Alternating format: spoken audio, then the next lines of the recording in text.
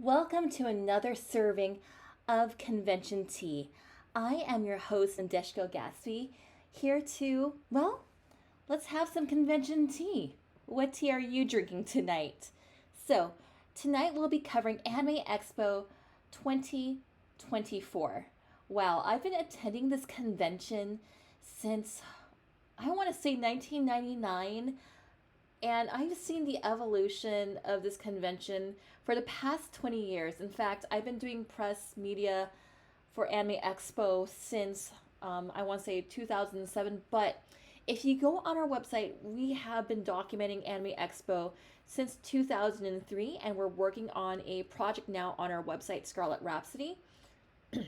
Excuse me. To also restore some of my older convention photos dating back from 2000. So, without further ado, let's dish some tea from this year's Anime Expo.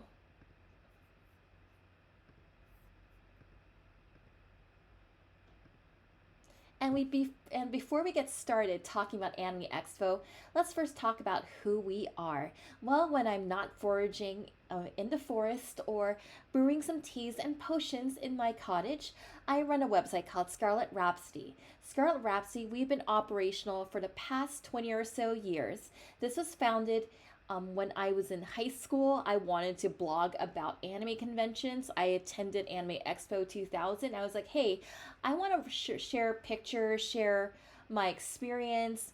Almost kind of like I wanted to like just make like this blog talking about my convention experience and just what a positive feeling it was. So I founded Scarlet Rhapsody. We've been around for about 20 years. We've been covering anime conventions from coast to coast, and we've been doing this on website form. We've been doing podcasting, and now we're in the world of VTubing. In fact, this is our first VTuber edition of Convention Tea, and we're only planning to go forward with whatever future technologies take us to. All right, but before we get started, I wanted to plug out my friend Professor Ramses's Saint Seiya Cosmocast. This is an English language podcast about everything Saint Seiya. So you can find them on Spotify, YouTube, Apple Podcasts. I always listen to them on Spotify. So highly recommend listening to Saint Seiya Cosmocast, especially if you're a fan of the series or you have some type of curiosity getting into Saint Seiya.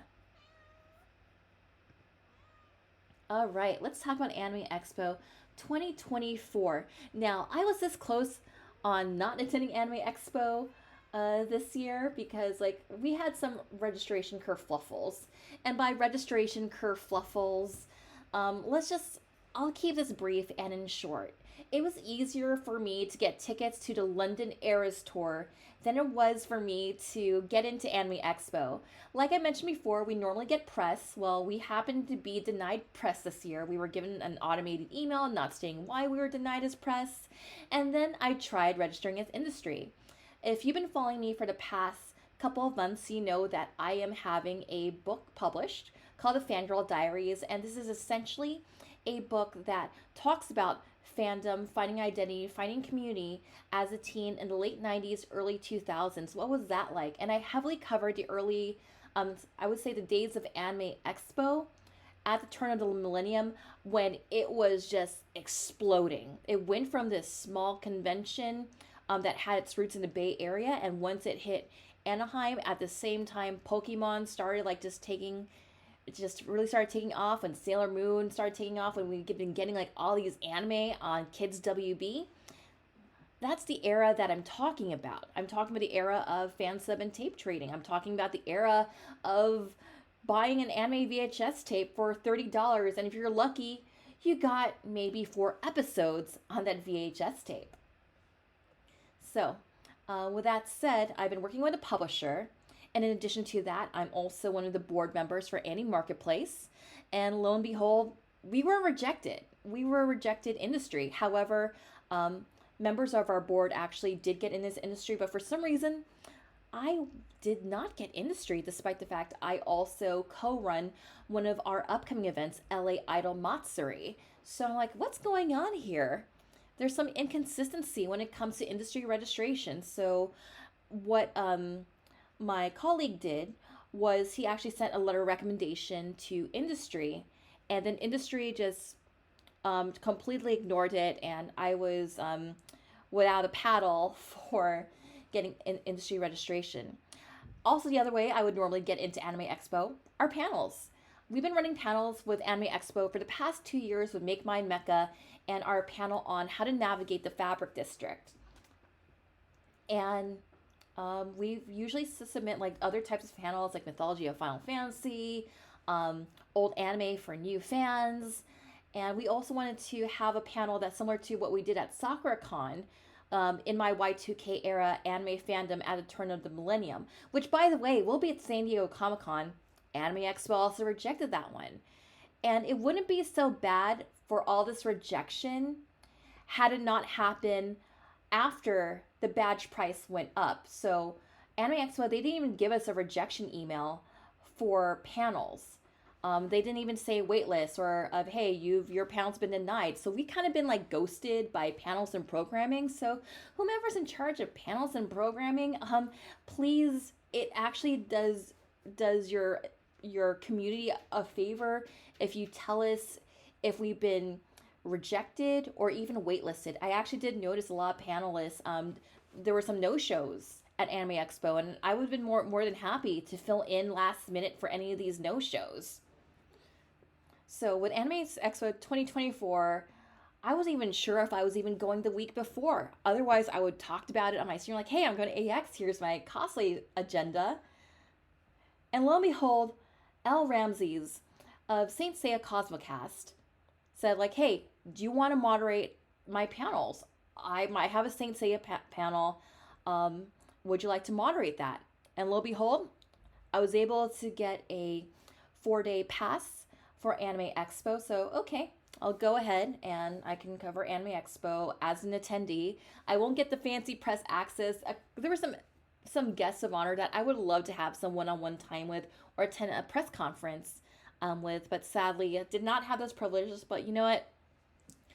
It's just an honor just to be acknowledged to moderate panels with L. Ramses of Saint Seiya Cosmocast. So there you go. Anime Expo 2024 always takes place during 4th of July weekend in downtown Los Angeles. Anime enthusiast out here in the LA area, we have a love-hate relationship with the LA Convention Center. So, yeah. Let's just talk about Anime Expo 2024. So before we move forward, these are some of the cosplays that I wore at Anime Expo. I wore my new Nero cosplay. I've had this Nero cosplay in my closet since January. I was supposed to wear this at SakuraCon. So there's me as Nero in my brand new Nero cosplay. And then I made a new costume. This was originally intended for a horror convention called Monsterpalooza, but I didn't have the time to make it to Monsterpalooza this year. So this is Mima from Perfect Blue. There were a lot of Mima cosplayers at Anime Expo, and they did the red version of Mima's outfit. And I think I was the only one, at least to my knowledge, who cosplayed as Mima in the traditional white and pink dress. I call this her Cardcaptor Sakura dress because, like, if you look at it, it has like third opening vibes of Cardcaptor Sakura. If you're familiar with the song Platinum, and also to continue on with my idol trajectory. I cosplayed as Seraphine from League of Legends. This is my first time cosplaying as Seraphine at a convention. So I was very excited to wear Seraphine, and I got a lot of love as Seraphine. And I'm looking forward to cosplaying as more characters from League of Legends because I'm just really falling in love with this fandom. So let's talk about some popular fandoms. So survey says from my team of friends that these were some of the popular fandoms represented at Anime Expo. So it goes without saying that Genshin Impact and Honkai were among some of the more popular fandoms at these events. I mean, it's very common to see Genshin and Honkai cosplayers at both anime and pop culture events. So I don't think these guys are going to go away anytime soon. Also, in the center here, you have a cosplayer from One Piece. This is the only cosplayer I took from the One Piece series. I kind of am disappointed myself. Like, yeah, I should have took more photos of One Piece cosplayers. My bad. But One Piece had a very huge presence here at Anime Expo. Also, VTubers, Hololive, VShojo, those fandoms, the VTuber fandom had a huge presence at Anime Expo, and eventually, I know Hololive and the LA Dodgers, they had a collaboration. They had Hololive night on Friday night of Anime Expo. And you know what? I was actually curious to check it out because I'm just wondering, because it was more from my curiosity to see drunk Dodger fans, normies, react to Hololive. And I actually did get to see my friends post videos of Shark Girl singing "Take Me Out to the Ball Game," and I thought that was adorable. And when she started singing "Let's Root for the Dodgers," oh my goodness, that really pissed off a lot of my Bay Area Giants fans. I'm sorry. I don't know if I should be apologizing. I really have no stakes in Major League Baseball unless it's the Boston Red Sox. But anyway, so let's talk about some surprise fandoms. The reason why I call this surprise fandoms, it's like, wow, I wasn't expecting to see this here. Back in the day, like I remember seeing a lot of Lupin cosplayers, and it just makes me happy seeing a Lupin cosplayer. Like, yay, go us! Because I used to cosplay as Fujiko, but I kind of stopped cosplaying as Fujiko because people thought that I was like Black Widow. Like, no, I'm not. I'm not Natasha. My name's not Natasha. It's Fujiko Mine, and you should watch more anime. And then again, like I mentioned before, I saw a lot of gals in the red Mima outfit from Perfect Blue. And this was someone I connected with right before the convention. And we were just talking online. It's like, yeah, I want to see your Mima. Yeah, I want to see your Mima too. So yeah, Mima friends, yay. And then this is my buddy Jay, and he's cosplaying as Cody Rhodes. And I just find this really hilarious. I just ran into him randomly. It's like, yes, even WWE fandom is very much represented here at Anime Expo.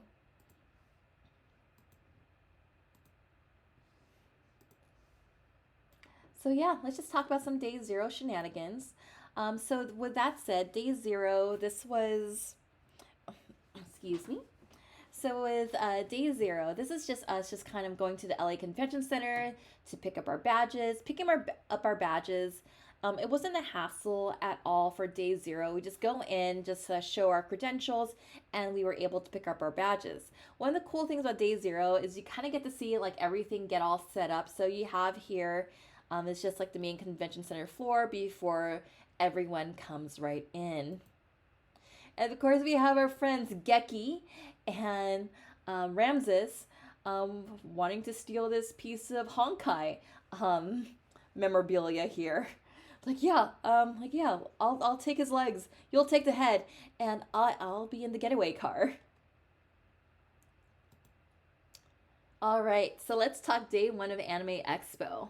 So as you can see right here, this is just us just kind of walking into that registration plaza area. Long story short, we had to get our badges reactivated because we had issues with the tiny URL on there. So this is where we had to like just get our badges kind of like fixed up before we could do our 10 a.m. panel. Yes, we had a panel at 10 a.m., so we had to get there bright and early. And if you're curious about the line for registration, this is what it looked like. It didn't look too long. It wasn't terribly bad as it was from last year, and it was moving fairly fast. And then here you can see this is just our audience just interacting with us at our Masami Kuromada panel. And we had like a lot of folks coming in from Latin America and Central America. Because as a moderator, I had to shout out like, who here loves Los Caballeros del Zodiaco? Okay, let's talk about some Thursday cosplays. So I always like, when I do these convention tea type things, I like to highlight some unique cosplays or cosplays I just found just very endearing to my heart. So I was walking around Artist Alley and I saw someone cosplaying from Team Rocket, and I thought like, wait, and then I saw them with this person with this mask on, and I was like, wait, is that like a special original version of like a Team Rocket friend? Like, oh, someone's cosplaying as one of the ghouls from the band Ghost. And we actually talked about, we just geeked out over the latest concert movie. And we were also talking about like actually attending the concert because I attended I attended night two, and these folks attended night one. So we're just kind of like just sort of geeking out over the band Ghost. Also in the center here, we have some folks from Final Fantasy XIV. I have not got to this part of Final Fantasy XIV, but I appreciate the artwork of these two characters. And of course, we have a Seiya cosplayer at the panel, and I just thought they were just like the most adorable person ever. So, my first venture into Anime Expo is I wanted to check out the Artist Alley. There was a specific artist that I wanted to check out because I've been following them for like so long, and I was able to get their Artist Alley booth number. It was on their socials because I know how Artist Alley gets here at Anime Expo. At Anime Expo, sometimes these Artist Alley rows are just so cramped, like it's hard to navigate. But luckily, I found out they were way in the back, and like, okay, if I navigate somewhere towards the center and just make my way towards the back, I could get to them. They were so popular, they actually had a line. And if you know anything about me, I love my Oshi. I love my Oshi Tete. So, Hana V Bara, they had like this artwork that's very much based upon 80s, 90s anime aesthetics. And with this aesthetic here, it combines my two favorite things. It combines my Oshi, and it combines my love of like old school anime, because this was the era when I got into anime. And this is just the era of anime that I was really into. So if you want to follow some one of my favorite person's artwork, I recommend checking out Hana V Bara. And this is just a close up of a keychain I got, and of course, I had to get the Eras Tour poster, and that poster is currently in my room. And I really had a good conversation with them. We were talking about the Eras Tour. They actually were able to see Taylor in Madrid twice, and I'm like, yes, I'm gonna go see her in London. I'm looking forward to it. I can't wait. And I've been just watching the Eras Tour on these live streams on Twitch, courtesy of Darling Rogue, and like, oh my god, like we built like this small community on Twitch, and I really love every time I'm on their streams watching the Eras Tour because like, yay, like it's so much fun. But one of these things, one of the things I like, what I found very interesting about Artist Alley, that artists were actually just getting lines. Like for example, Hannah V Bara, I had to wait in line like maybe 10 minutes to pay for what I wanted. So like we even artists were getting like their own like little fan type gatherings there. But yeah, highly recommend supporting them. They're currently on their tour of going to various cons throughout the world, and I just love them. All right, so after exploring or just kind of just taking a peek into what I wanted to get at Artist Alley, I rushed back to the car, dropped off my stuff, and then lo and behold, I decided to just wander around the dealer's hall. There was an Ultraman booth, and like, oh hey, it's Ultraman, or to quote the famous Tagalog song, to quote the opening to Voltus 5 in Tagalog, Ultraman Kalaban Ko, which means I know Ultraman.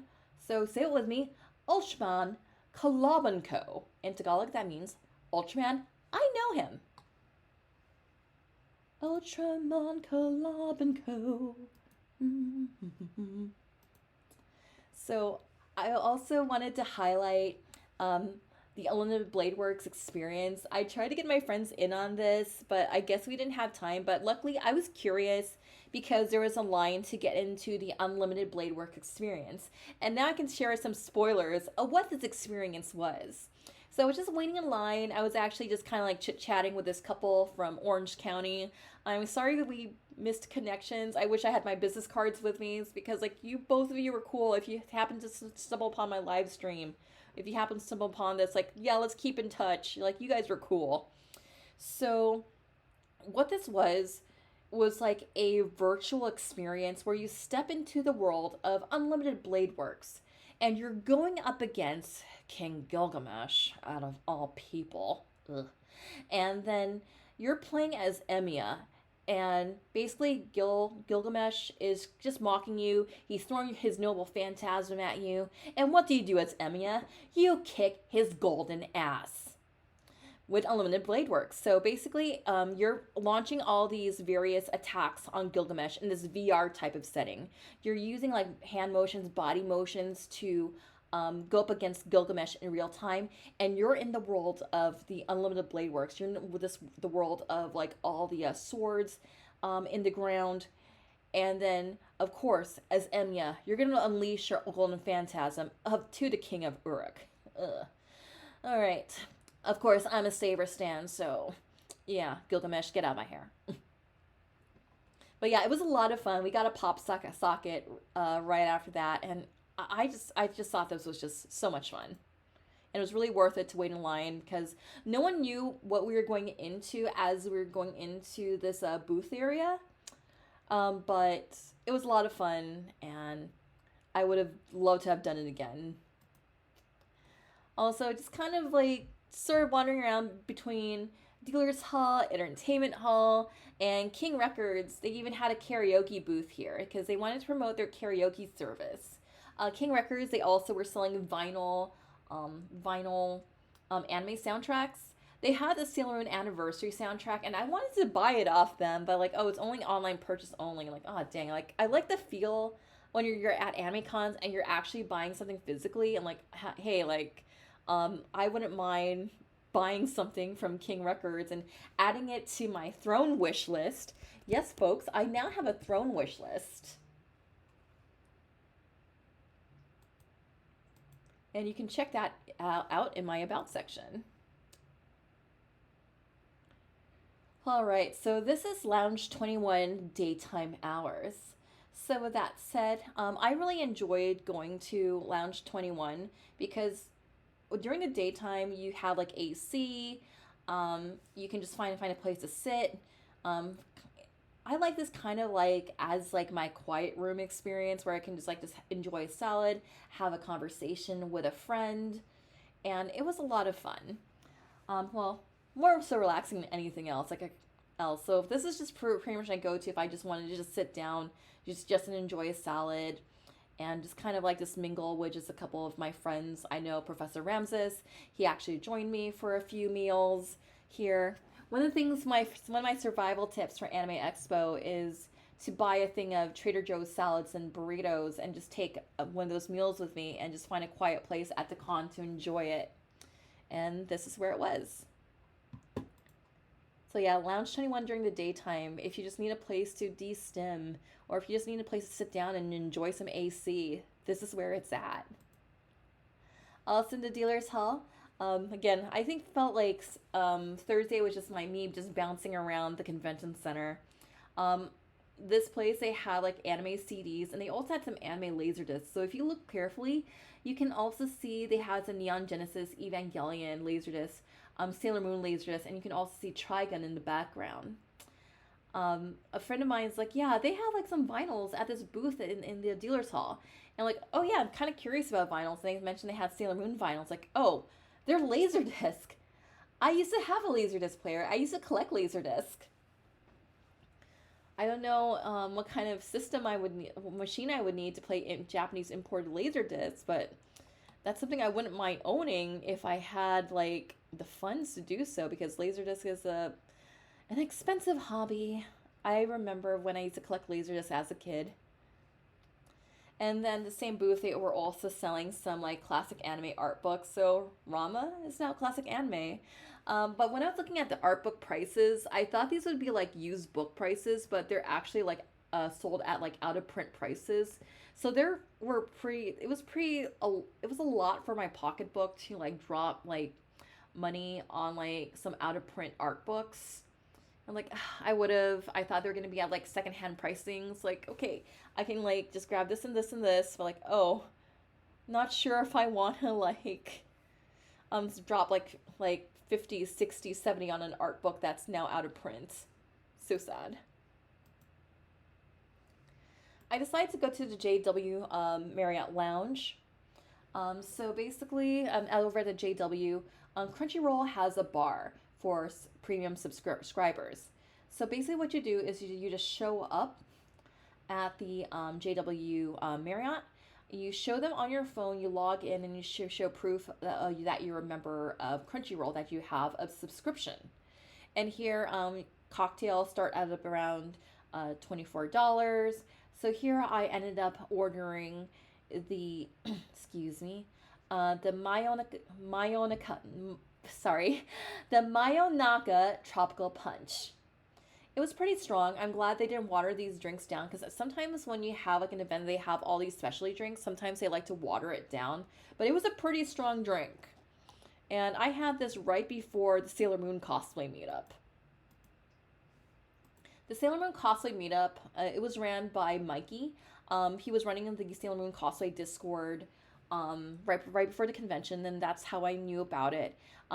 Again, I had like very little time to prepare for the convention, so I was like, okay, what are some cosplay meetups so I can kind of plan my cosplay schedule? Well, I'm wearing Girl Boss Sailor Mars, and I'm gonna go ahead and let me check out this Sailor Moon cosplay gathering, and it was relatively small, but you know what?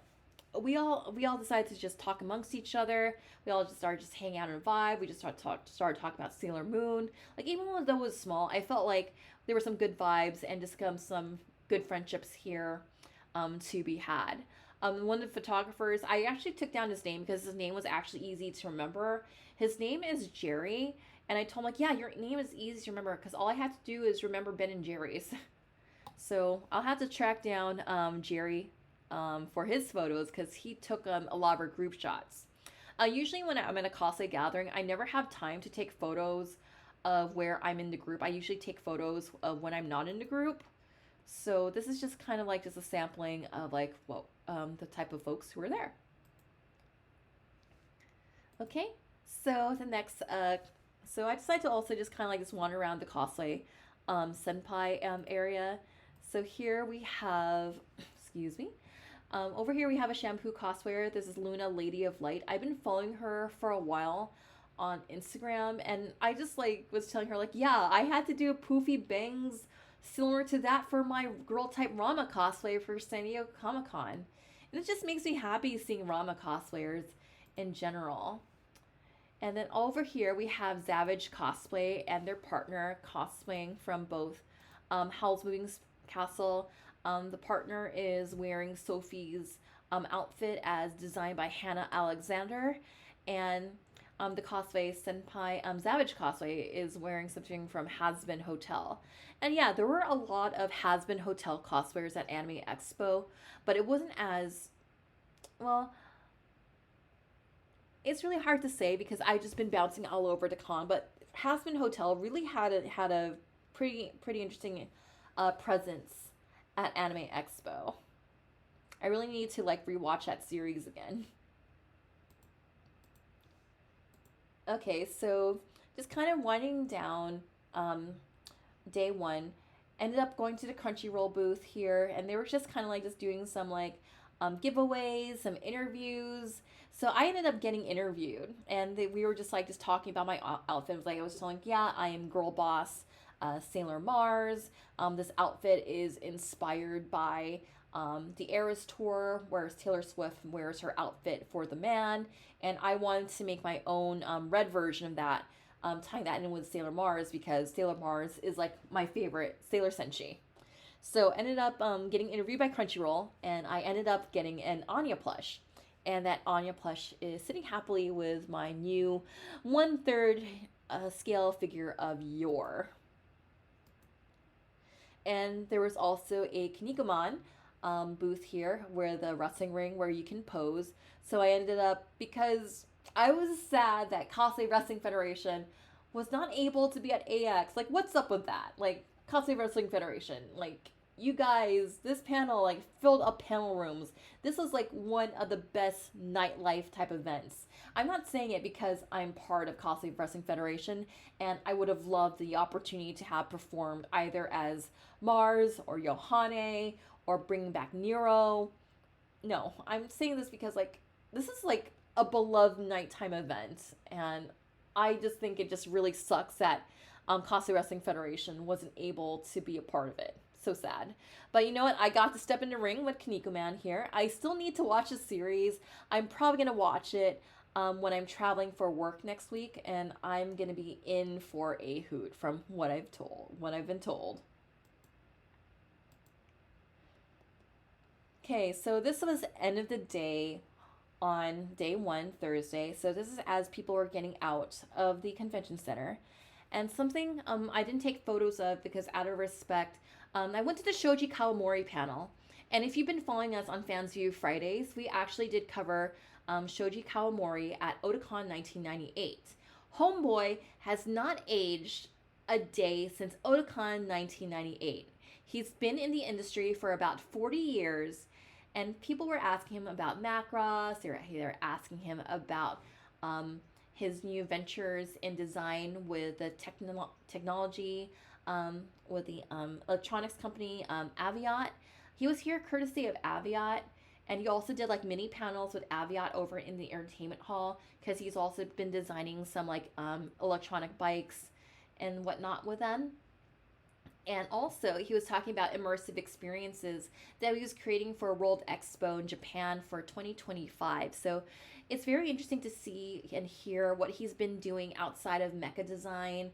And I've also wanted to hear, I probably should have gone up there and asked him about Vision of Escaflowne because it wasn't covered in the panel, but he is also the creator of Vision of Escaflowne. And like that's like one of my favorite isekais of all time. And if you like isekai, highly recommend tracking down Vision of Escaflowne. All right, so Thursday rolls along, and these were just kind of like just some like cosplayers I caught at the end of the day. So, so we have like Enterprise right in the middle, and then we also have a Moomin Rider like on a bike. So this is right before the Sailor Moon cosplay meetup. We just had Moomin Rider just kind of like just palling around crypto arena, which I thought that was pretty fun. Okay, so I have a Throne account now. So again, my birthday is in August, hint hint, and you can support my channel by visiting my Throne wish list. And you know what? I'm a geriatric elder millennial. I know that sounds redundant. You can buy me a rocking chair on my Throne wish list. So help a geriatric otaku out here by getting me a rocking chair. I would very much appreciate it. After walking around Anime Expo, I realized I'm not 15, 16, 17 anymore, frolicking around, being all cringy AF. My legs hurt. My lower back was hurting. So please, get me that rocking chair for my birthday.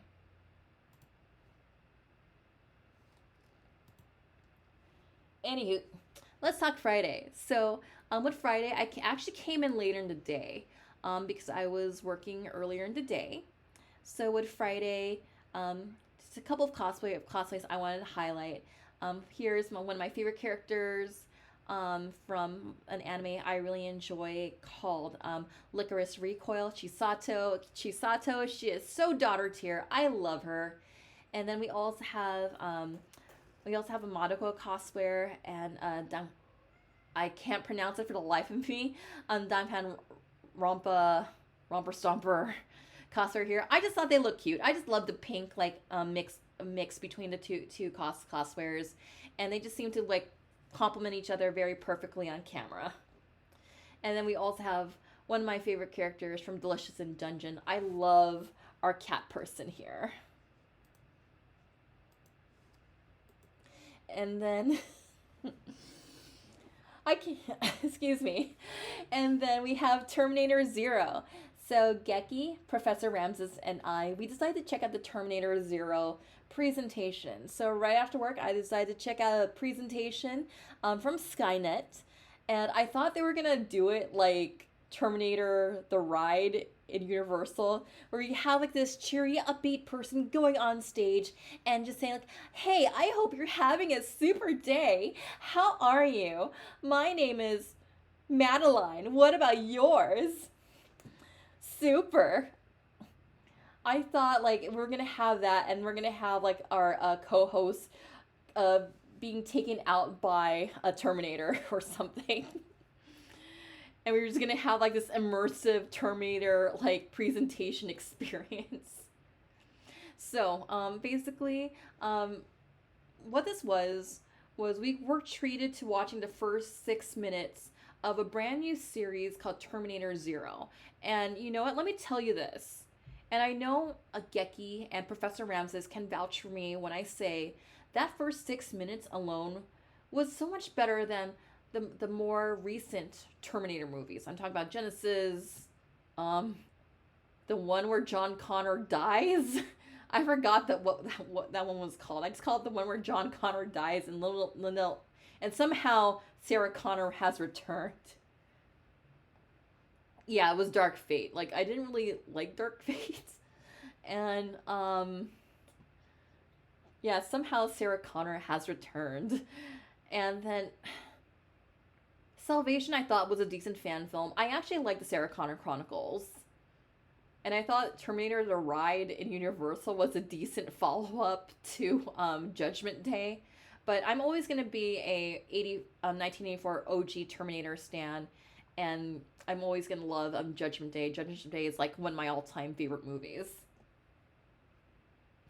So the first 6 minutes alone totally just blew all the more recent Terminator movies out of the water.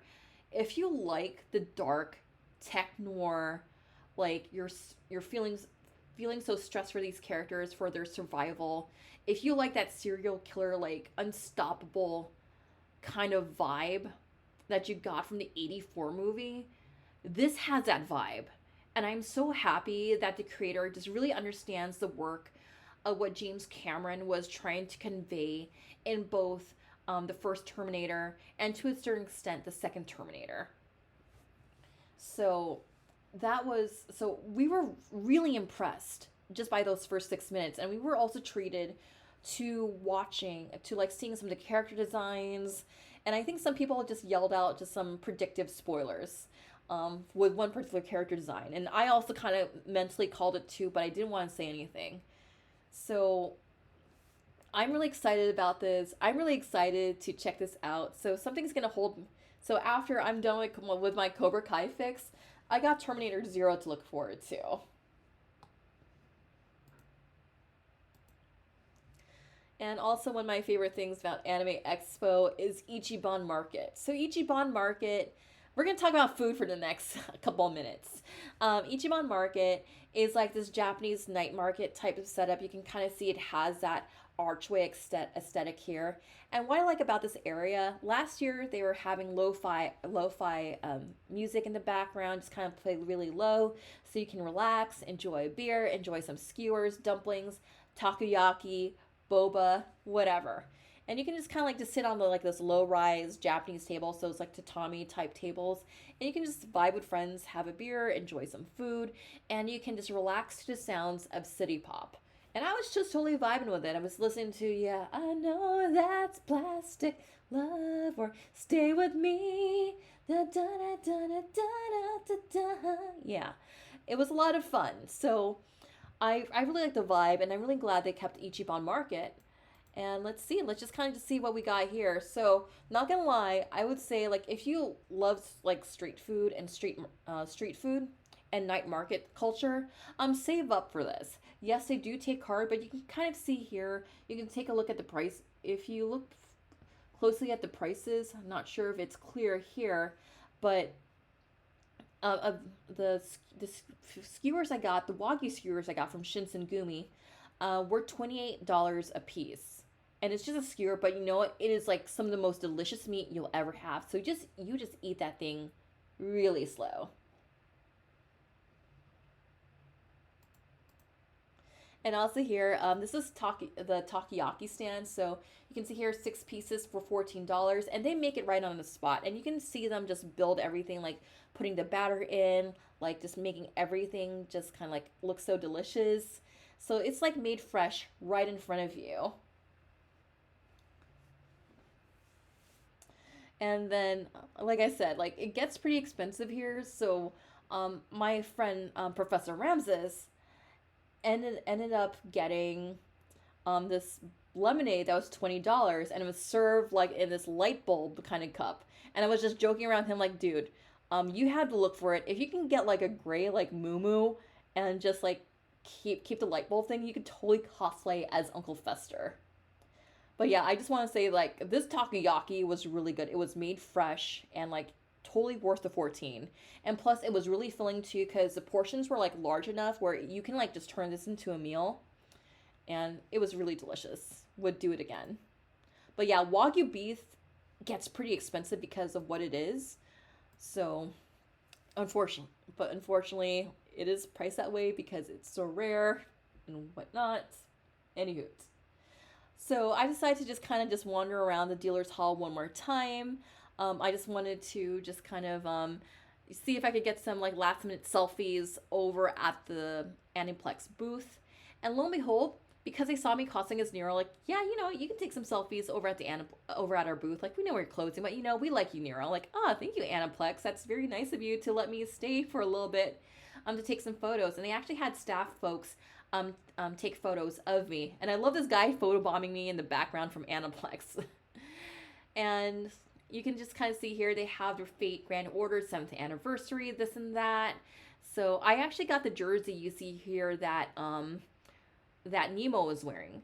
The story is they're over here at Niagara Falls. They're in their hockey gear. You can see Gudeko just kind of wearing that flannel outfit, and I just could not resist. I ended up just getting out the jersey, and then when I told my buddy Azure Mage I got the jersey, he wants the jersey. So like, yeah, we got Chaldea jerseys. Let's go.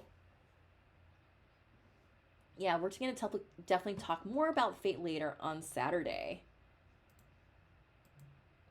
Yeah, this was the jersey. So they had like they were restocking every day. So I ended up getting size L. And then when I told Azure Mage, like, yeah, they still got XL. Like, do you want it? And then I ended up just getting him XL on the last day. And not only you had Ichiban Market, you also had AX Crossing. AX Crossing is also an expanded, it's more like an expanded version of Ichiban Market. So AX Crossing, a play on Shibuya Crossing, was held at the old area where they used to have registration. So this is also like a almost like a 626 night market setup.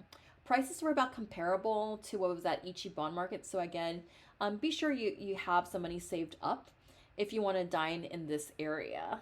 So I just wanted to share some vibes here from AX Crossing. What I like about AX Crossing, it wasn't too crowded. It's not like 626 night market where sometimes like during busy times you're pretty packed in. It's very walkable. It's very breathable.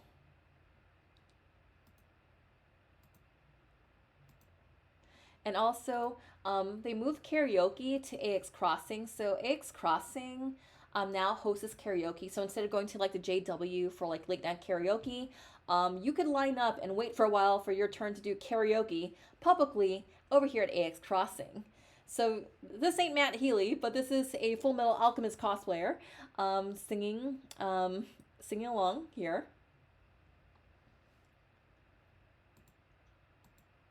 And I thought, okay, so this is funny because the way how like the sun was glaring on the sign, I thought, wait, why are the crazy protesters here at AX Crossing? Because I thought this said amen. Like, oh, it doesn't say amen. It's ramen. Oh, hey, yeah, Daikuya had their own booth here. Like, amen. It's Daikuya. um, and they're known for like having long lines out the restaurant in Little Tokyo, but here you can see they barely had a line. So like, yeah, I'm just glad to see them here.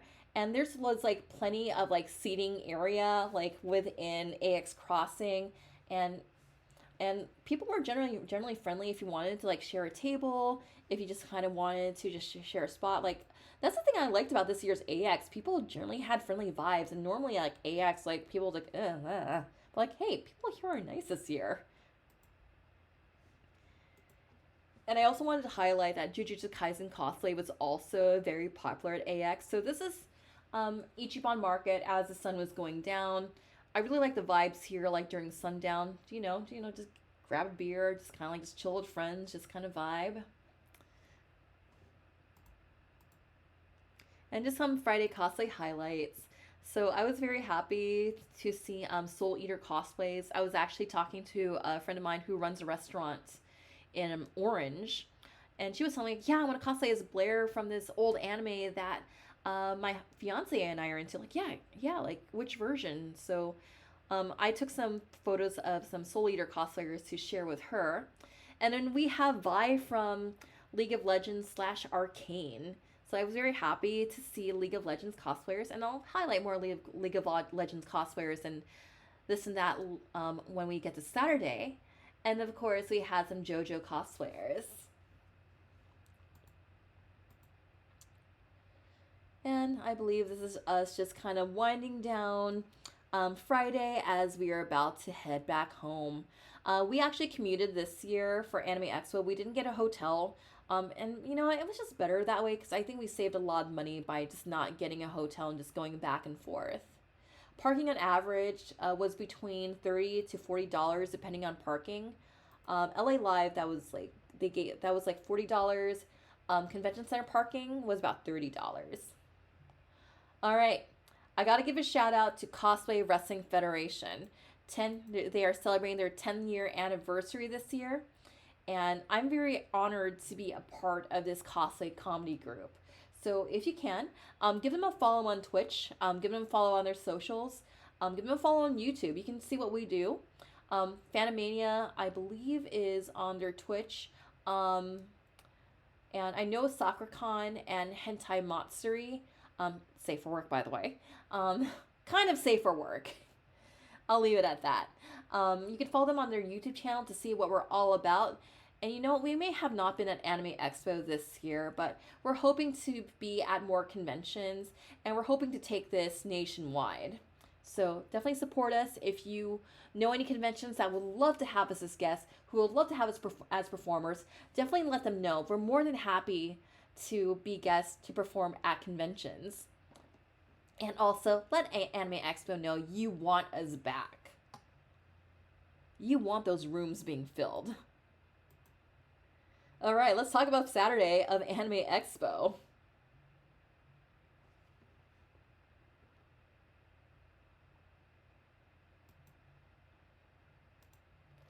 So I decided, okay, we're here early. You know what? Um, it's about 9. It's about 9 a.m. Not quite much to do. I got my coffee in my hand. You know what? F it. I'm gonna go to the Fate Grand Order panel. I have a checkered history with Fate Grand Order, but you know what? Aniplex, they were kind to me the day before. Like, you know what? Let me just give them a chance. I'll just stand in line, just gonna go on Discord, just kind of like just keep to myself. If I see a cosplayer, I'll take a photo of them. So this was the line area on Saturday morning. The people you see in the background right here, these were the people who were turned away from the line because the line was already capped an hour before the panel time. The panel started at 10:30 a.m. I got in line at 9 a.m. and they started turning people away at about 9:30. So was really lucky to have a space in line. I was hearing from folks that people were lining up early as 6 a.m. Like, whoa, I don't have that kind of dedication to be that early for the line. No, thank you. But good on you if you have. So for the Fate Grand Order panel, this is the only photo I could take. So this is just kind of like, so basically as people were getting seated, we had like our intro music as you log into your accounts, and that was being put on loop for like 10 minutes. So Fate Grand Order and Expo. So first of all, we had the voice actors for Saber Ultra Pendragon, the voice actor for Arjuna, and we also had the voice actress for Elizabeth Bathory, and she also did the voice of Astolfo. Um, the voice actress for Saber, she was talking about like, you know what? I've done all the touristy things in LA. I'm just gonna go to Pasadena and just check out some local eats. I wish she would just name like this places she went to because it sounded delicious. Like, yeah, I went to this cafe and I decided to relax. I went to this antique store. I got these earrings. So it was just kind of cute just hearing her talking about exploring Pasadena like a local. And she was recommending Pasadena to her other panelists as well. The voice actor for Arjuna was talking about an omelet that he had early in the morning. Like, it was so good, I had to have everything on it, and then I got seconds. And he said the best part of LA is the food and the drinks. Um, the voice actress for Elizabeth Bathory was also talking about her adventures at Disneyland and how much she loves soaring over California. And then we went into the topic of who was your favorite servant. The voice actor for Arjuna was talking about how much he liked Gilgamesh, and he alluded to Fate Zero, and just kind of like, yeah, I've been a fan of this series. I've liked Gilgamesh since I got into it, and it was really funny just hearing like all the voice actors for Saber, Arjuna, and Elizabeth Bathory just kind of like just glee over the Gilgamesh for like the next 20 minutes. That's not all. We had the director of Fate Grand Order come in to make some announcements for the 7th anniversary. So we were talking about the summer event, which will be taking place in Antarctica. And yes, I will be streaming the summer event here on my stream because when I think of summer, I'm going to spend it in Antarctica, right? And then we were also talking about other things that they were adding to the game. They were talking about our Destiny Order summons, which is basically like a guaranteed 5-star if you use your paid gems to summon. And they were also talking about some rate ups for some servants. And I'm still trying to get, I was able to get another one of my Shiki Ryojis, but more on that later. So I haven't been playing Fate for like almost like 5-6 years. I have my reasons. I won't go into them. However, what I did tell myself, if they bring Arquade into Fate Grand Order, I'm going to go ahead and log back in again. And I kind of thought that was just pretty much like, yeah, when pigs fly. And lo and behold, they announced Arquade for Fate Grand Order. And I'm like, wow, I have to figure out how to restore my account. And lo and behold, within 24 hours, in less than 24 hours of this panel, my account was restored. Long story short, my phone was stolen, so I wasn't really no easy way to get my account back in, but with the help of friends, I was able to get my account transferred within 24 hours after the panel so I can take part in all the shenanigans of Fate Grand Order. And you know what? It's great to be back in Chaldea. And shout out to all of you who have been following me playing Fate Grand Order, finishing up London, and we're going to hit America in the next few days. Probably Monday. We'll see. And let's just take a look at some of our Saturday cosplays from Type Moon. So here we have Arquade in Fate Grand Order, Archetype Earth, and then we have Neko Arc. Oh my god, I love Neko Arc. It makes me want to like just find and bust out my Neko Arc puppet that I made like years ago. And then we also have Saber. Saber is my favorite. I know it's a basic answer, but you know what? I've been a long time Type Moon fan since I saw the Through the Fire and the Flames We Carry On AMV in 2009. And I wasn't a fan. I didn't have the love I have for Saber until I started watching Fate Zero. At first, I was a Rin Tosaka fan, but after watching Saber in Fate Zero, like, yes, I am a Saber stan, and my car is decorated with all the Saber things. Also, I decided to just kind of wander around the jungle. So we kind of gave like nicknames for different areas of Anime Expo. So if any of you are familiar with League, this area here is what we call the jungle, because if you can see like all those like exotic plants native to the desert in the background, all the palm trees, we call this the jungle. And we call the second floor walkway area top lane, and the second and the connector between South Hall and West Hall, we call that bot lane. And this is like a dance squad that was giving away drinks. So I ended up just getting like two iced tea drinks from them, and like, yeah, thank you. I appreciate the free drinks, very much appreciated, because like, yeah, it was. I wouldn't say it was terribly hot at Anime Expo, but we did get like very light humidity, not like the East Coast kind of humidity like Otakon gets, but like it was kind of humid. But it was like, okay, like we need to step inside sometime, but it's always nice to have like folks just come in and like, hey, free food, here's some free drinks, and watch us do a dance. So I decided to just kind of wander around this jungle area and just kind of like just check out the cosplays here. And this is where like all the photographers who just want to like um not buy a badge and just want to take pictures of cosplayers, they usually hang around here. So we have a Gundam here. It's a Gundam. And then we have my friends. They decided to cosplay as Konosuba, so I was like, yeah, I'll just hang out with you guys here for a bit. We were just having some Konosuba shenanigans. I was cosplaying as Mima from Perfect Blue, so like, you know what? We can take some photos here in the garage, kind of like just have like, give like horror vibes.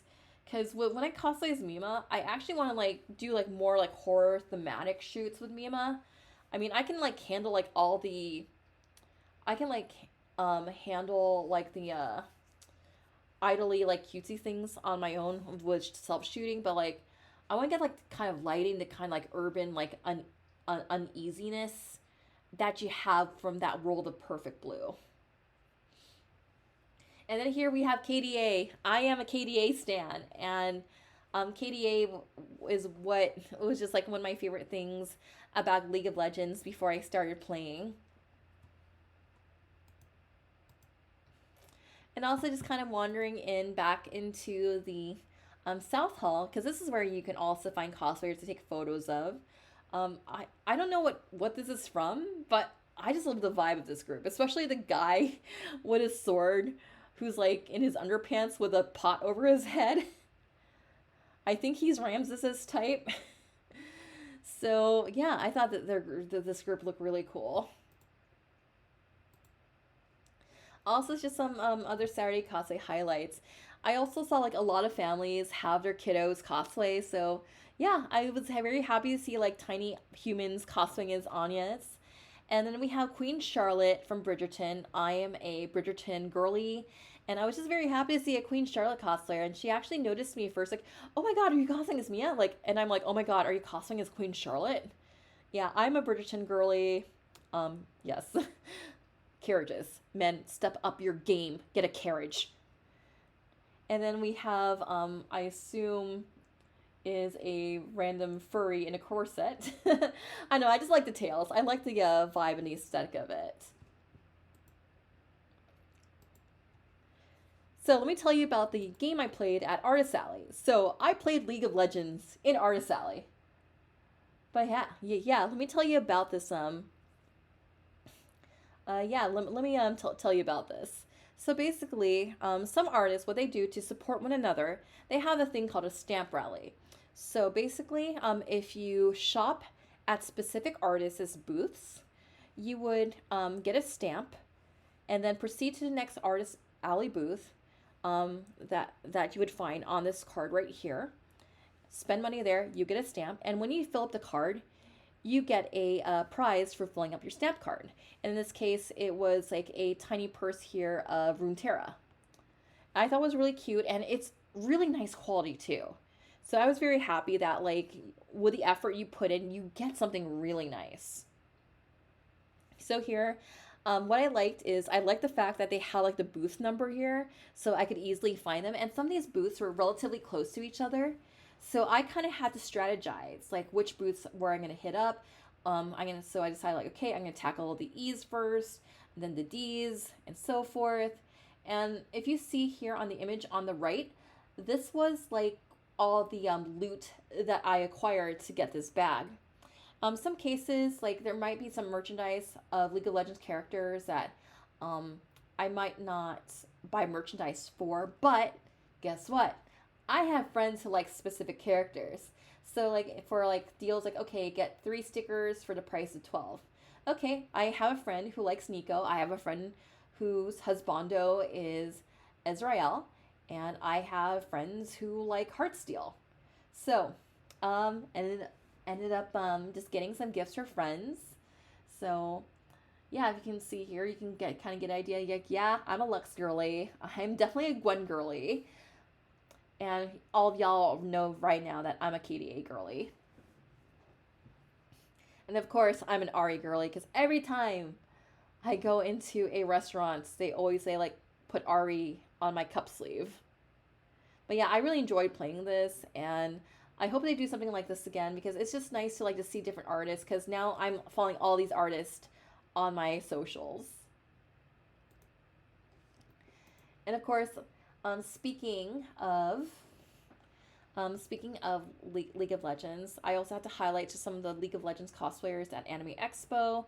I was very happy to see a Heartsteel group. In addition to KDA, as you saw earlier, I was also very happy to see Caitlyn. We actually got our friend Professor Ramses to watch the rest of Arcane and to complete Arcane by the end of the con. And of course, we have our Spirit Blossom folks here. And I was like, at the con, I was deciding like, which version of Ari should I cosplay as? And I decided, like, you know what? I should go as Dark Guardian Ari. Okay. I also, on a whim, I decided to check out the Dolphy Dream meetup. So if you can see here, these are like Dolphy Dreams. These are about a 1/3 scale size like figures. They're kind of like a mix of they're kind of like a mix of Barbies, but at a larger scale where you can also move their joints too. And you can also dress them up. You can change their eyes. You can change their hair out. So if you're any of my friends or friends who collect Barbies and you're familiar with Fashion Queen Barbie, if you remember that retro vintage Barbie, it's very much like that. So these are just the fate oriented ones. Like, ooh, like I see like tiny fate cosplayers. And just some other highlights of just some Dolphy dreams that were present. We had someone have a custom Ray and Asuka, a custom Eris from Final Fantasy VII, and we also have Kizuna Ai. And I'm not saying I took home a your Dolphy, but yeah, I will leave it at that. Also, just some other highlights for Saturday cosplayers. Of course, Genshin Impact is fairly popular at the convention, and I just love the aesthetic of this version of Raiden Shogun with the florals, and it just looks so pretty. And then we also have Panda from Jujutsu Kaisen. I love this Panda cosplayer because like I want to see more Panda cosplayers at Anime Expo, and I want to see like how everyone does it. And lo and behold, like yay, Panda! And of course we have Hasbin Hotel.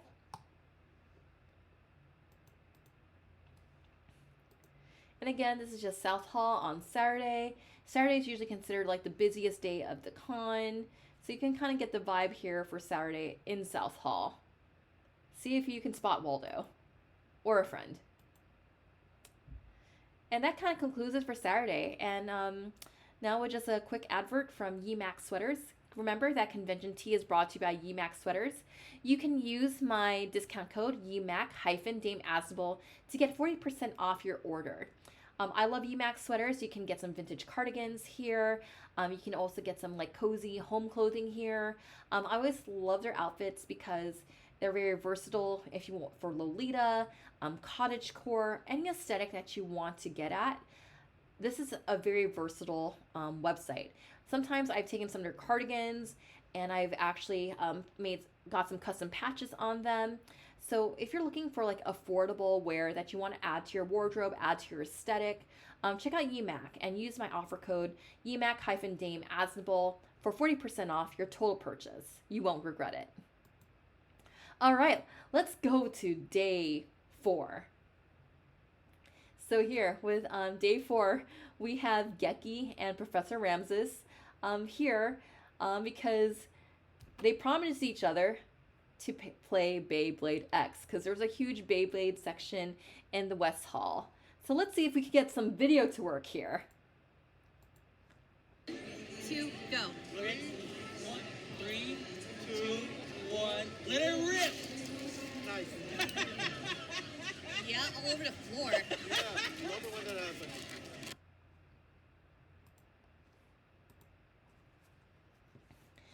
Oh yeah, let's talk about some Sunday cosplays. So with Sunday cosplays, we had Chess Burrito here from Univision TV. I believe Professor Ramses can talk more about this character. I'm not too familiar, but I know he is the guy who's the inspo for the Bumblebee Man from The Simpsons. And then we also have Rogue from X-Men. And then we have Snoopy as he's about to fight the Red Baron. What I like about Anime Expo is you also have folks cosplaying from non-anime media. So I also wanted to highlight folks who are cosplaying from non-anime sources. It just made me happy seeing a Snoopy cosplayer. Like, oh my god, it's Snoopy. Yes. Also, one of my favorite things about the dealer's hall is Aniplex. They have like a Kigurumi show. So this year they had Demon Slayers. And this is just so adorable. Like, I just wanted to just hug them all. It's like going to Disneyland and like meeting Mickey Mouse. Like, oh my god, I can meet Tundra, Zenitsu, and Pig Boy.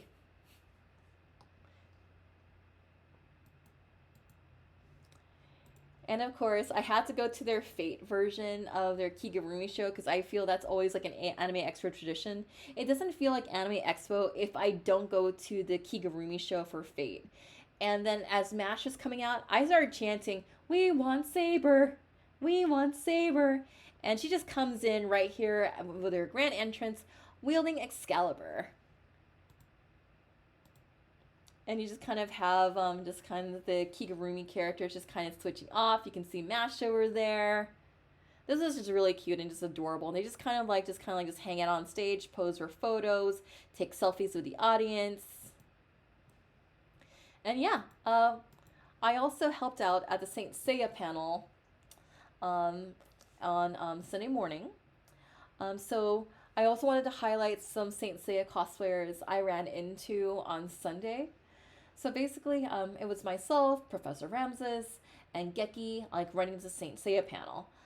It was a lot of fun, and I think the highlight of that, I should have put a slide in it for here, but there's like some stills from Saint Seiya, like there was like this pyramid in the Arctic, and we're looking at the animation style from like the 80s, and it looked like, wait, is this G.I. Joe or Saint Seiya? Because it would not be past Cobra to build like a pyramid in the Arctic. But anyway, we also had a huge audience on Sunday. A lot of Saint Seiya fans from all over coming in. And of course, I had to say like, hey, do we have any fans of Los Caballeros del Zodiaco? And lo and behold, we did. And we were also just talking about, how was it, Los Shinigamis del Norte, their cover of Pegasus Fantasy. And like, I was just encouraging the audience, like, hey, get Anime Expo to have these guys as music guests of honor, because I would love to have Los Shinigamis del Norte play up at the AX Crossing stage, because I would love to see them perform live. But yeah, the Saint Seiya panel turned out fairly well. Again, shout out to Professor Ramses for making that happen. Another panel I went to because I was curious, because I've been hearing a lot of feedback and a lot of stories about Last Comic Standing, panelists not getting properly compensated for their time. I wanted to check out the feedback panel. I was also hearing stories about panel rooms not being large enough for certain premieres, and panel time starts and locations having discrepancies on the schedule. And interestingly enough, at least when I attended the feedback session, those issues weren't brought up. They're probably going to be brought up in like the survey or like in other forums where people can see them. However, I was just kind of curious to hear what people had to say. So for some of the feedback we got were just mixed feelings on AX Crossing. One person felt like, well, I felt there was too much to do, and maybe you should have AX Crossing as like a late night type thing. Like, well, I kind of like AX Crossing as an all day thing. They also there was actually a lot of praise for AX for not feeling too crowded this year, spreading out AX. With the addition of AX Crossing, spreading out events to the JW Marriott, including autographs, because autographs, it used to be over at Kensha Hall, sharing space with the Artist Alley. A lot of praises were given with the Dealers Hall, specifically South Hall, having a wider aisleways. Some interesting feedback I heard was one guy saying like, yeah, we'd like to have our Laserdisc meetup, our Laserdisc panel back because we haven't had that in 4 years. I'd actually be curious to learn more about the Laserdisc panel because I used to collect Laserdisc. I still have my Criterion collection of a lot of Laserdiscs I collected back in the day, especially with like a lot of special collector's editions of James Bond Laserdisc. Another piece of feedback was someone wanting more like live concerts, live entertainment that was not VTubers, and I thought that was fairly interesting. Another piece of feedback that was brought up um, was smaller panel rooms being used for premieres, and I thought it was very interesting that Anime Expo brought up that it's the industry, the industry, the promoters out of the anime that choose the panel rooms. It's not so much AX. So if there was a premiere that was in a smaller panel room, it was likely chosen from the industry itself, the promoters, marketing team itself than Anime Expo. But I think for things like I know the Kaneko Man premiere happened in this very room right here. I think that should have been like a JW Marriott premiere. And I kind of feel like the rooms over at the JW Marriott, I think that should be like just a premiere space. Because one of my favorite things to do in Anime Expo is to check out premieres. And anyway, the other pieces of feedback that I found interesting was another person expressed that like going to panels, not to Japanese guest panels, and not having a lot of opportunity for audience Q&A. Even though I attended a Q&A with Shoujo Kawamori, um, he was talking about like how certain panelists have preset questions and don't allow audience like Q&A interaction. So I thought that was very interesting to have been brought up. And they did mention it was a cultural thing and it was also a guest preference thing. So I thought that was really interesting. So um, I always find it very interesting attending like feedback sessions because I wanted to also know like what other people experience. And then another one thing piece of feedback that was brought up was the CO2 levels in the artist alley. Now, mind you, Artist Alley is in a parking lot of the convention center that has been repurposed. Normally, Kensha Hall is a parking lot. I can say this because LA Comic Con also takes place at the LA Convention Center, and we usually park in that area during LA Comic Con. So it's not really an area that's designed to hold artists. So it's an area that is converted into exhibitor space. Hence why you might be not be getting the best ventilation, hence why you might be getting a lot of CO2 levels. I can speak from my personal experience. I was in Artist Alley for a significantly long time on Saturday. And I remember the year we came back from lockdown. I believe it was 2002 when the levels were really high and it was being reported all over social media. I remember feeling out of it for like the next 2 days, just like, not out of it, I'm not feeling it. I this time around, like, I felt fine, but this is kind of a rock and a hard place because you have to ask yourself, well, where would you move Artist Alley to? So that's just like the $1 million question here. Like, where would you move Artist Alley to?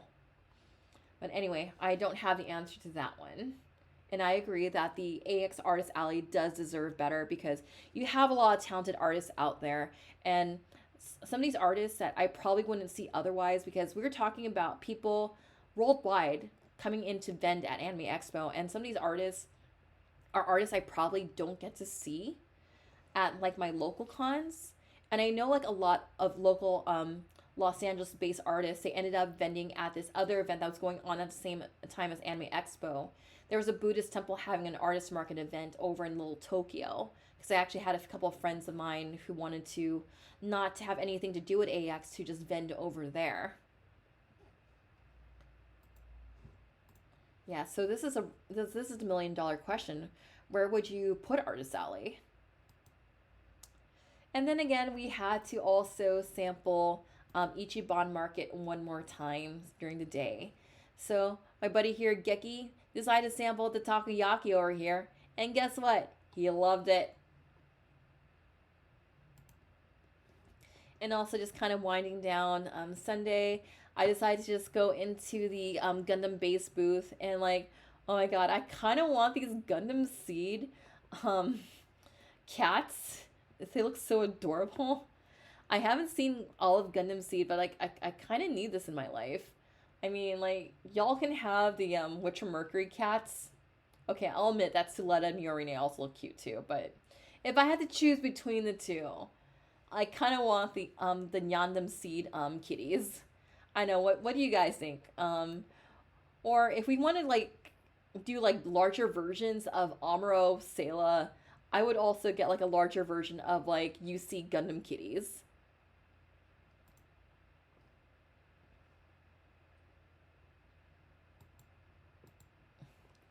And this is South Hall as everyone is exiting. And just kind of see here, just the crowd like exiting like around 3 o'clock. And around 3 o'clock, I think I was ready to leave. Like my back was hurting. I was getting all my steps in, all the steps. And I think we were just about done. So we just head back to the parking lot. And I see one last thing I needed to take a photo of. So this pickup truck was parked right next to us. Join the resistance with a follow and get a free vision. And I'm like, okay, let me just take a photo of this, just kind of like just as like our closing shot of Anime Expo. And lo and behold, the guy as he was about to leave noticed me like, hey, I know we follow each other on Instagram. Hey, would you like a vision? And then I ended up taking a vision from his chest. And if you're not familiar with Genshin, visions are like they're part of the game. They're just like these cute shiny things. So I just ended up just getting whatever leftover he had. I don't play Genshin as much anymore. So I'm like, I'll just take whatever you have and I'll just use that as decor at my apartment. But yeah, it was just kind of funny. He's like, hey, we follow each other. Yeah, feel free to just take one of my visions. Like, thank you. And just kind of like just that act of kindness just reminded me like, yeah, you know what? Anime Expo this year, the vibes weren't all that bad. I got to eat some tasty food. Got to spend time with friends. But let's just kind of go over some constructive criticism of Anime Expo. But before we talk about that, I have a book coming out, The Fangirl Diaries. And this is all about finding community in anime fandom in the 90s and early 2000s. And this is coming soon from McFarlane Publication. This has been a labor of love. I've been talking about a lot of I talk a lot about my books during my streams, and I'm very excited to have this come out. I don't have an exact street date just yet, but keep following me. Keep following my socials. I'll keep you updated when we have a date on when this comes out, and I'm very excited to also do a panel about this at San Diego Comic-Con to talk about anime fandom at the turn of the millennium. And this is a subject matter that is very fascinating to me. I get to talk about things like Fans View, anime web turnpike, watching anime on VHS, tape trading. And if you like this era, tune into my streams Fridays at 7 p.m. Pacific Standard Time, because we're going to go over like some old anime conventions as covered through the eyes of Kevin Lillard. And this is our tribute to Kevin Lillard, a great pioneer of anime and of anime fandom in the United States. We miss you, Kevin. All right, let's talk about our final thoughts of Anime Expo. All right, so final thoughts of Anime Expo. Let's go through some constructive criticism. So I'm going to talk about the things that I've been directly involved in. Like, while I could comment on Last Comic Standing and whatnot, I've only heard those through the great grapevine. And so basically, let's get started from the beginning. I want Anime Expo to have clearer rules on what constitutes for badge compensation for panelists. There's been a lot of confusion and a lot of miscommunication on panelists only getting 1 day badges and 4 day badges. So this needs to be clearly communicated on the website and when you sign for panels that like for example, if you do one panel, you get a 1 day badge. If you do more than um, two or more, you get a 4 day badge. So I want to see more clarification on that. Also, I want to see panelists being notified earlier on um, before the badge prices goes up, because being ghosted by Anime Expo programming and not knowing if we were on the wait list, if we were rejected, just kind of being in that limbo was really annoying, and it made me not want to attend Anime Expo this year because I would like to know I would like to know whether or not our panels got in. So Anime Expo programming, please don't ghost us. We need to know whether or not we got in just so we can make plans whether we need to register before the prices go up. And this was the case for Cosplay Wrestling Federation when we found out that our that members, staff members who partake in cos, uh, Cosplay Federation, when their department got axed, because they would normally host and work on Cosplay Wrestling Federation internally, they could have submitted a panel, but they were told that their department was being axed right after panel submission. So I would like notification. I would like things done in a timely basis where people can submit and figure out their plans. Same goes for industry. I would have liked to see some more consistency on what qualifies as industry, because if my colleagues at any marketplace can get industry badges, I don't see why I shouldn't also have gotten an industry badge too, because I do the same work as they do. But I also want to point out that I was the only female that did not get a badge from any marketplace. And I will leave you with that thought. I will comment no further, but I will leave you with that thought.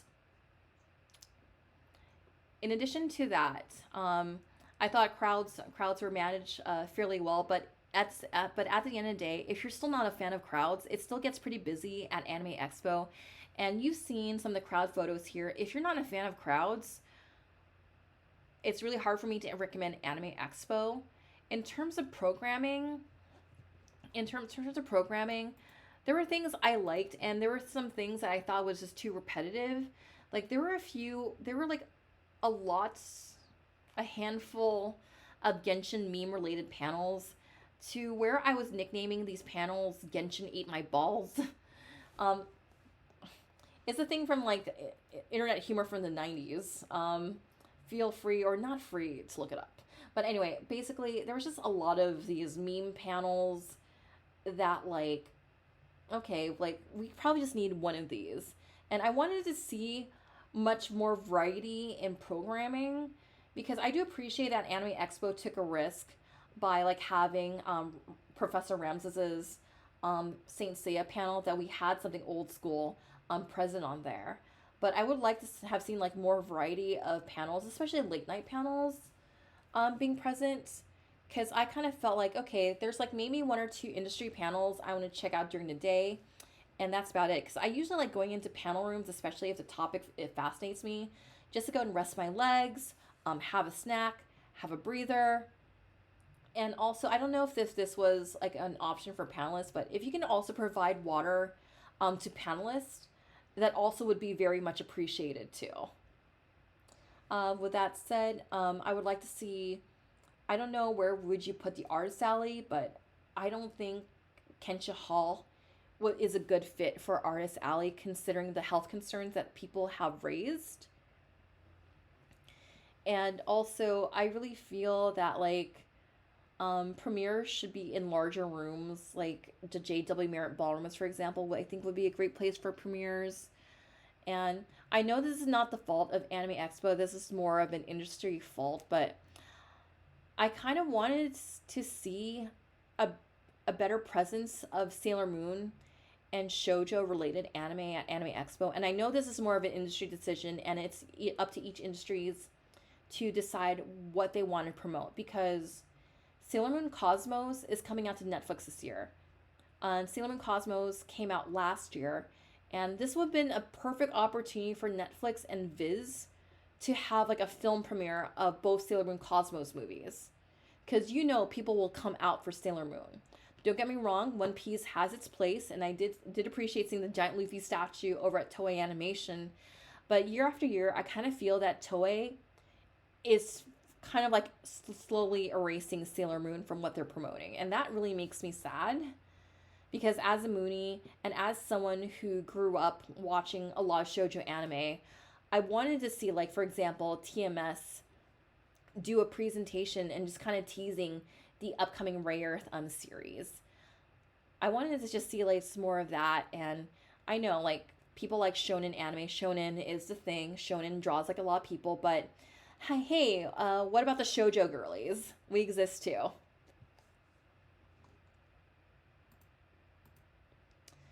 And just kind of like just some of my positives here.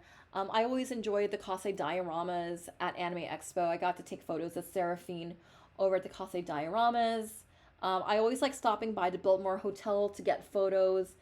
This time I did a photo shoot as Nero. Normally we would normally stay at the Biltmore Hotel, but sadly, due to circumstances, we weren't able to get a hotel this year. It was probably for the best.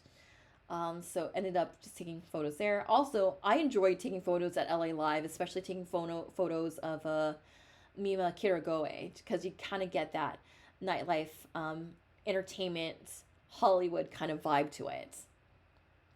It was funny because I was sharing photos of me as boss girl, girl boss, Sailor Mars. And I was posting those online, and someone was asking me like, "Hey, were you in Amsterdam last week?" And like, no, I'm not in Amsterdam. I'm at Anime Expo. Overall, people were very friendly. I really like AX Crossing, Ichiban Market. I like browsing around the dealer's hall. I really liked what Aniplex had to offer this year. I did not like the crowding between MiHoYo, Hololive, and YoStar. Someone decided to put all those booths like right next to each other, and anytime Hololive, when they had an event going on, when they had like a thing going on at their booth, YoStar was like, we're gonna close off the merch line because it's getting a little bit too crowded.